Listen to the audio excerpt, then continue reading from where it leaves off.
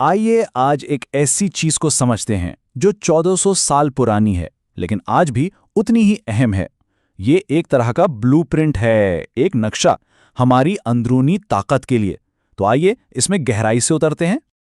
اور یہ ہے وہ حکمت، وہ قول امیر المومنین امام علی علیہ السلام کا: بے بسی ایک آفت ہے، صبر بہادری ہے، دنیا سے بے رغبتی دولت ہے، پرہیزگاری ڈھال ہے، اور بہترین ساتھی اللہ کی رضا پر راضی رہنا ہے۔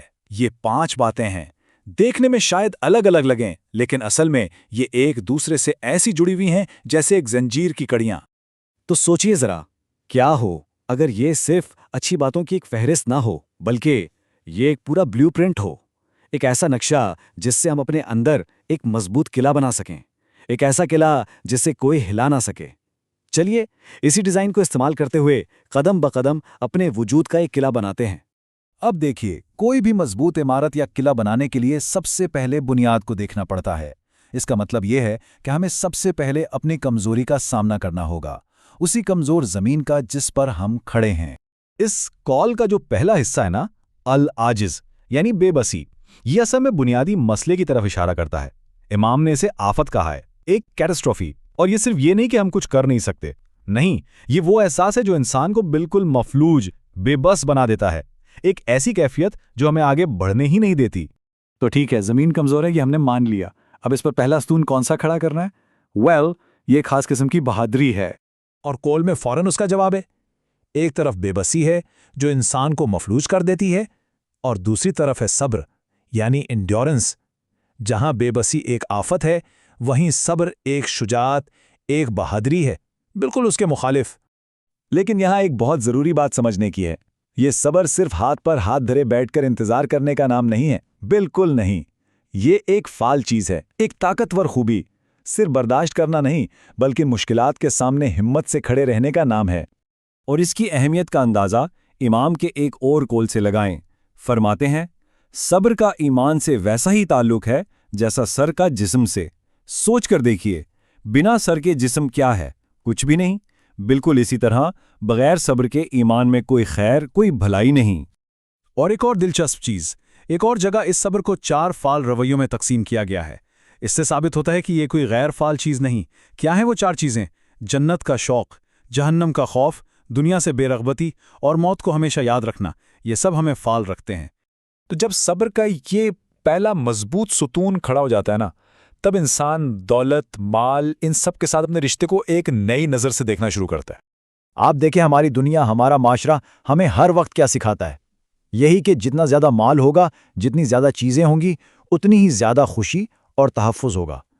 دولت کو جمع کرنے سے ہی تولا جاتا ہے۔ لیکن یہ حکمت بالکل الٹی بات کرتی ہے۔ یہ کہتی ہے کہ اصل دولت زیادہ حاصل کرنے میں نہیں بلکہ اپنی خواہشوں کو کم کرنے میں ہے۔ جیسا کہ فرمایا، سب سے بڑی دولت یہ ہے کہ انسان دوسروں کے پاس جو ہے اس پر نظر نہ رکھے۔ اور یہی بنیادی فرق۔ الزہد جس کا ذکر قول میں ہے، اس کا مطلب غریب ہونا نہیں ہے۔ اس کا مطلب ہے ان دنیاوی چیزوں کی غلامی سے آزاد ہونا، اس پریشانی سے نکل جانا کہ میرے پاس یہ بھی ہو، وہ بھی ہو۔ یہ آزادی ہے۔ اور اس کا نتیجہ وہ ایک اور خوبصورت قول میں ملتا ہے، قناعت یعنی کنٹینٹمنٹ۔ ایک ایسا خزانہ ہے جو کبھی بھی ختم نہیں ہوتا۔ دنیا کی دولت تو آنی جانی ہے، لیکن یہ اندر کا خزانہ ہمیشہ رہتا ہے۔ تو چلیے، یہ اندر کا خزانہ تو مل گیا، لیکن اب سوال یہ ہے کہ اس کی حفاظت کیسے کی جائے؟ اس بلو پرنٹ میں اس کے لیے ایک ڈھال، ایک شیلڈ کا بھی ذکر ہے۔ یہ ہے ہمارے اس اندرونی قلعے کا دفاعی نظام۔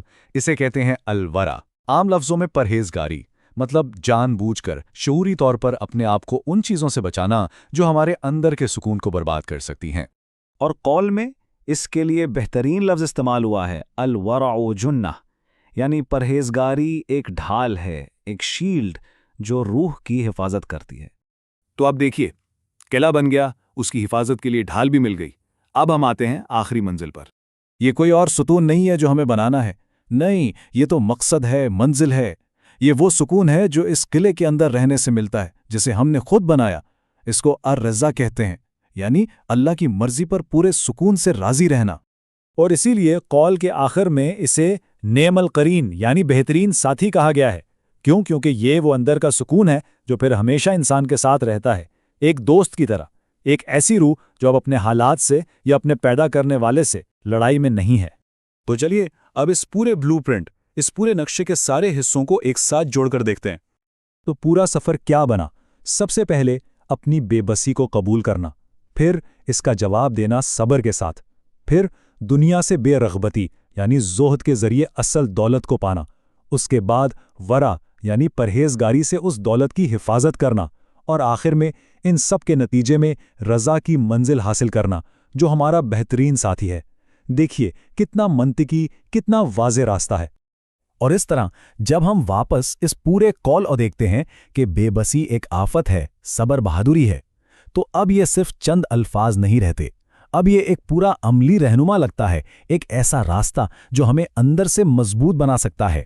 سوچنے کی بات تو یہ ہے کہ ایسی اور کتنی ہی گہرائیاں، کتنے ہی نقشے ان قدیم کتابوں میں چھپے ہوئے ہیں جو بس اس انتظار میں ہیں کہ ہم انہیں سمجھیں۔ ناج البلاغہ سے ایسی ہی مزید حکمتوں کو سمجھنے کے لیے سبسکرائب کریں۔